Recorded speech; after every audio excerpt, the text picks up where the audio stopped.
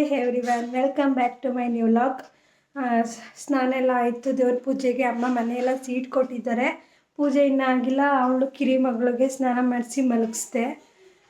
ಅವಳನ್ನ ಅಮ್ಮ ಹೊರಗಡೆ ಬಾಗಿಲಾಕೊಂಡು ಪಾತ್ರೆ ಬೆಳಗ್ತಿದ್ದಾರೆ. ಇಲ್ಲಿ ಬಂದು ಪಾಪುನ ಕೂಗಿ ಎಬ್ಬಿಸ್ಬಿಡ್ತಾಳೆ ಅಂತ ಹೇಳಿ ಅಮ್ಮ ಹೊರಗಡೆ ಬಾಗಿಲಾಕೊಂಡು ಪಾತ್ರೆ ಬೆಳಗ್ತಿದ್ದಾರೆ. ನಾನು ಇವಾಗ ತಾನೇ ಸ್ನಾನ ಮಾಡ್ಕೊಂಡು ಬಂದೆ. ಆ ಮಕ್ಕಳು ಮಲಗ್ದಾಗಲೇ ನಮಗೆ ಕೆಲಸ ಇಲ್ಲ, ಒಬ್ಬರು ನೋಡ್ಕೊಳ್ಳುವಾಗಲೇ ನಮ್ಮ ಕೆಲಸ. ಸೊ ಇವಾಗ ಪೂಜೆ ಮಾಡೋಣ ಅಂತ ಹೊರಡ್ತಿದ್ದೀನಿ. ಮೀಶೋದಲ್ಲಿ ಡ್ರೆಸ್ ಬುಕ್ ಮಾಡಿದ್ದೆ, ಹಾಗೆಯೇ ಡ್ರೈ ಶೀಟ್ ಬರುತ್ತಲ್ಲ ಅದನ್ನು ಬುಕ್ ಮಾಡಿದೆ. ತುಂಬ ಯೂಸ್ಫುಲ್ ಆಯಿತು. ಅದನ್ನು ಯಾವ ರೀತಿ ಇದೆ ಅನ್ನೋದನ್ನ ನಿಮಗೆ ವೀಡಿಯೋದಲ್ಲಿ ತೋರಿಸ್ತೀನಿ. ನಮ್ಮ ವೀಡಿಯೋನ ಕೊನೆವರೆಗೂ ನೋಡಿ. ಕ್ವಾಲಿಟಿ ವೈಸ್ ಅಂತೂ ತುಂಬ ಚೆನ್ನಾಗಿದೆ. ನನ್ನ ಫ್ರೆಂಡ್ ಹೇಳಿದ್ಲು ಅಂತ ನಾನು ತೊಗೊಂಡೆ. ಸೊ ತುಂಬ ಕ್ವಾಲಿಟಿ ಚೆನ್ನಾಗಿದೆ. ಸ್ಕಿಪ್ ಮಾಡಿದೆ, ನಮ್ಮ ವಿಡಿಯೋನ ಪೂರ್ತಿ ನೋಡಿ. ಇವ್ರ ಫೋಟೋ ಎಲ್ಲ ಸೀಟಿ ದೇವರೆಲ್ಲ ತೊಳೆದಿಟ್ಟು ಅರ್ಶಿನ ಕುಂಕುಮ ಇಟ್ಟು ರೆಡಿ ಮಾಡಿದ್ದೀನಿ. ದೀಪ ಇನ್ನೂ ಹಚ್ಚಿಲ್ಲ. ನಾವು ಹೂವೆಲ್ಲ ತೊಗೊಳಕ್ಕೆ ಹೋಗಲ್ಲ ಹಳ್ಳಿ ಕಡೆ. ನಮ್ಮ ಗಿಡದಲ್ಲೇ ಇಷ್ಟು ಹೂ ಬಿಟ್ಟಿತ್ತು. ಬೇರೆ ದಿನಗಳೆಲ್ಲ ಚೆನ್ನಾಗಿ ಬಿಡುತ್ತೆ ಜಾಸ್ತಿ, ಇವತ್ತೇ ಕಮ್ಮಿ ಇದೆ. ಸೊ ಇರೋದ್ರಲ್ಲೇ ದೇವ್ರಿಗೆ ಮುಡಿಸಿ ದೀಪ ಹಚ್ಚಬೇಕು. ಫೈನಲಿ ದೇವ್ರ ಪೂಜೆ ಈ ರೀತಿ ಸಿಂಪಲ್ಲಾಗಿ ಮಾಡಿದೆ. ದೇವ್ರ ಮನೇಲಿ ಕೂತ್ಕೊಬಿಟ್ರೆ ನೀನು ಬರೋದೇ ಇಲ್ಲ ಅಂತ ಅಮ್ಮ ಬೈತಾರೆ. ಯಾಕೆಂದರೆ ನನಗೆ ದೇವರು ಚೆನ್ನಾಗಿ ಕಾಣಿಸ್ಬೇಕು. ನಾವೇ ರೆಡಿ ಆದಾಗ ಚೆನ್ನಾಗಿ ಕಾಣಿಸ್ತೀವಿ, ಅದೇ ರೀತಿ ದೇವರು ಕೂಡ ಚೆನ್ನಾಗಿರಬೇಕು. ಅದಕ್ಕೆ ನಮ್ಮ ಅಮ್ಮಗೆ ಬೈಸ್ಕೊಂಡು ಪೂಜೆ ಮಾಡೋದೆ ನಾನು.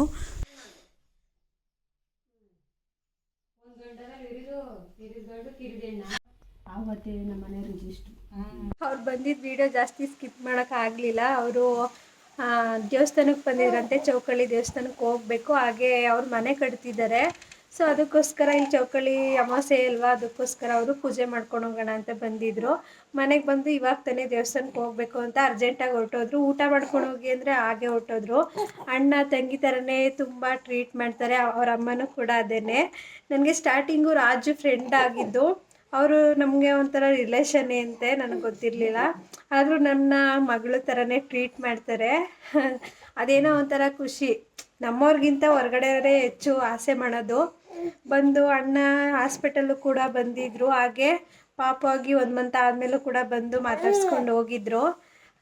ಪ್ರತಿಯೊಂದು ಫಂಕ್ಷನ್ ಆಗಲಿ ಯಾವುದರಲ್ಲಿ ಕರೆದ ತಕ್ಷಣ ಪ್ರೀತಿಯಿಂದ ಬರ್ತಾರೆ. ಅದೇ ಕೂಡ ನನಗೆ ತುಂಬ ಖುಷಿ. ಸೊ ಊಟ ಮಾಡ್ಕೊಂಡು ಹೋಗಿ ಅಂದರೆ ದೇವಸ್ಥಾನಕ್ಕೆ ಟೈಮ್ ಆಗಿಬಿಡುತ್ತೆ ಅಂತ ಹೊರಟೋದ್ರು.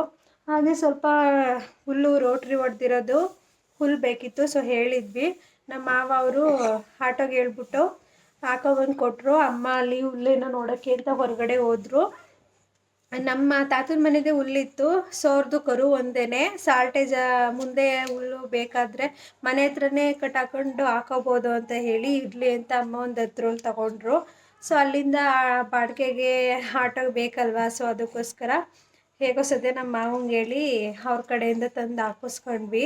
ನಮ್ಮಮ್ಮ ಅದನ್ನೇ ಒಂದು ಕೊರಗ್ತಾಯಿತ್ತು. ಅಯ್ಯೋ ಏನು ಮಾಡೋದು ಹುಲ್ಲಿಗೆ ಅಂತ ಹೇಳಿ ಕೊರಗ್ತಾಯಿತ್ತು. ನಮ್ಮಮ್ಮ ಒಂದು ಟೆನ್ಷನ್ ತೊಗೊಬಿಟ್ರೆ ತಲೆಗೆ ಅದೇ ಕೊರೆಯೋದೆ. ನನಗೂ ನಮ್ಮ ಅಮ್ಮನ ಬುದ್ಧಿನೇ. ಯಾವ್ದಾದ್ರು ಒಂದು ಕೆಲಸ ಆಗೋವರೆಗೂ ಅದ್ರ ಬಗ್ಗೆನೇ ಥಿಂಕಿಂಗ್ ಮಾಡೋದೇ ಒಂದು ಯೋಚನೆ ಆಗಿಬಿಡುತ್ತೆ.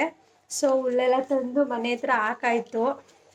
ಅಮ್ಮ ಇನ್ನೂ ಅಡುಗೆ ಮಾಡಿಲ್ಲ, ಬಂದು ಮಾಡ್ತಾರೆ. ಸೊ ಸಾಂಬಾರು ಐತೆ, ಅನ್ನಕ್ಕೆ ಇಡ್ತಾರೆ. ಅಜ್ಜಿ ದೊಡ್ಡಮ್ಮ ಎಲ್ಲ ಇಲ್ಲೇ ಇದ್ದರು. ನನ್ನ ಮಗಳು ಮಲಗಿಸ್ತಾ ನಮ್ಮ ದೊಡ್ಡಮ್ಮ ಒಂದು ವಿಷಯ ಹೇಳಿದ್ರು, ಕೇಳಿ ಬೇಜಾರಾಯಿತು. ಏನಪ್ಪ ಅಂತ ಹೇಳಿದ್ರೆ, ಒಂದು ಹುಡುಗಿ ನಮ್ಮೂರ ಅಕ್ಕ ಬೇರೆ ಕಡೆ ಮದುವೆ ಆಗಿದ್ರು. ಊರು ಯಾವುದು ಅಂತ ಗೊತ್ತಿಲ್ಲ. ಆ ಪಾಪು ಸಂಪು ಒಳಗಡೆನೋ ತೊಟ್ಟಿ ಒಳಗಡೆನೋ ಬಿದ್ದು ಡೆತ್ ಆಗಿಬಿಟ್ಟೈತಂತೆ. ಕೇಳಿ ತುಂಬ ಬೇಜಾರಾಯಿತು.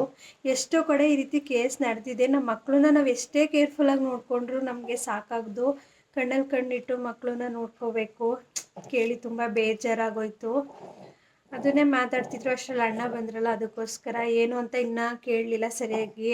ಪಾಪು ಗಂಡು ಪಾಪು ಹೆಣ್ಣು ಪಾಪು ಯಾವುದೋ ಸರಿಯಾಗಿ ಗೊತ್ತಿಲ್ಲ. ಅಷ್ಟರಲ್ಲಿ ದೊಡ್ಡಮ್ಮನೂ ಹೊರಟೋಗ್ಬಿಟ್ರು. ಕೇಳಿ ಬೇಜಾರಾಯಿತು. ನಮ್ಮಮ್ಮ ಹಸುಗೆ ನೀರು ಕುಡಿಸ್ತೀನಿ ಅಂತ ಹೋದ್ರು.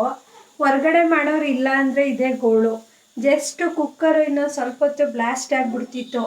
ಆ ಕುಕ್ಕರ್ ಕರೆಕ್ಟಾಗಿ ಬೆಲ್ಟ್ ಹಾಕಿದೆ, ಆ ಥರ ಆಯ್ತಿತ್ತು. ಅದಕ್ಕೋಸ್ಕರ ಜೋಪಾನವಾಗಿ ನೋಡಿ ಮಾಡಿ ಬೆಲ್ಟು ಅನ್ನ ಮಾಡಾದ್ಮೇಲೆ ಅದನ್ನು ತಣ್ಣೀರೊಳಗಡೆ ಹಾಕಿ ಅದನ್ನು ಸ್ವಲ್ಪ ಇಗ್ಗಿಸಿ ಹಾಕಬೇಕು. ನಮ್ಮಮ್ಮ ಯಾವಾಗಲೂ ಹಂಗೆ ಮಾಡ್ತಿದ್ರು.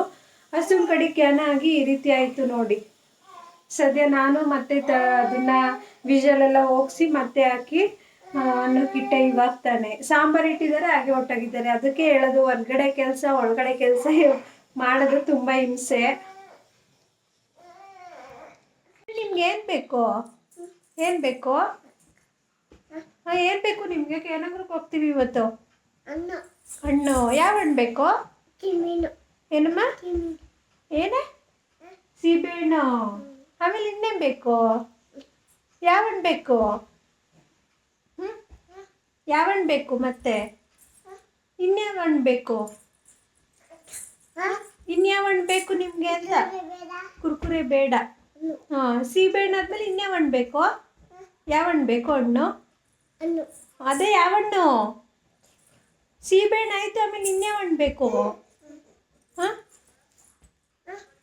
ಮಲಗಿದ್ರು ಮೇಡಮ್ಮು ಎದ್ರು, ಅವಳನ್ನ ಜೋಲಿಯಿಂದ ಎತ್ಕೊಳ್ಳೋಷ್ಟರಲ್ಲಿ ಸಾಕಾಗೋಯ್ತು. ಅದು ಇದು ಹೇಳಿ ಹೊರ್ಗಡೆ ಅಮ್ಮ ಎತ್ಕೊಬಂದು ಇವಾಗ ಇಲ್ಲಿ ಬಿಟ್ಟಿದ್ದಾರೆ.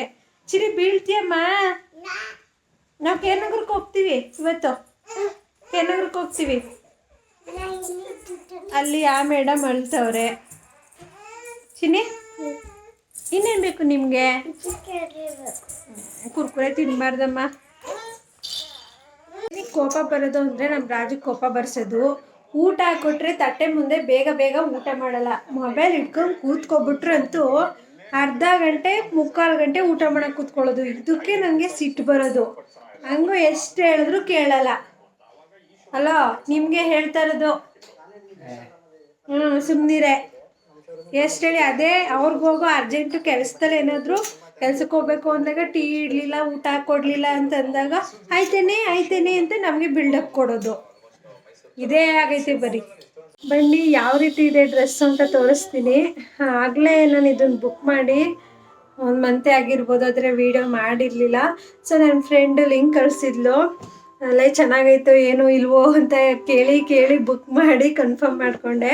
ಸೊ ಫೈನಲಿ ನಿಜವಾಗ್ಲೂ ಕ್ವಾಲಿಟಿ ತುಂಬ ಚೆನ್ನಾಗಿದೆ. ಪ್ರೈಸು ಎಷ್ಟು ಅಂತ ಕೇಳಬೇಕು ಅಂದ್ಕೊಂಡ್ರೆ ಒಂದು ಕಮೆಂಟಲ್ಲಿ ತಿಳಿಸಿ ಹೇಳ್ತೀನಿ. ಸೊ ಕ್ವಾಲಿಟಿನೂ ಕೂಡ ತುಂಬ ಚೆನ್ನಾಗಿದೆ, ಬಣ್ಣ ಹೋಗಿಲ್ಲ ಅಂತಂದ್ಲು. ಸೊ ಅದಕ್ಕೋಸ್ಕರ ನಾನು ಈ ಟಾಪ್ನ ತಗೊಂಡೆ.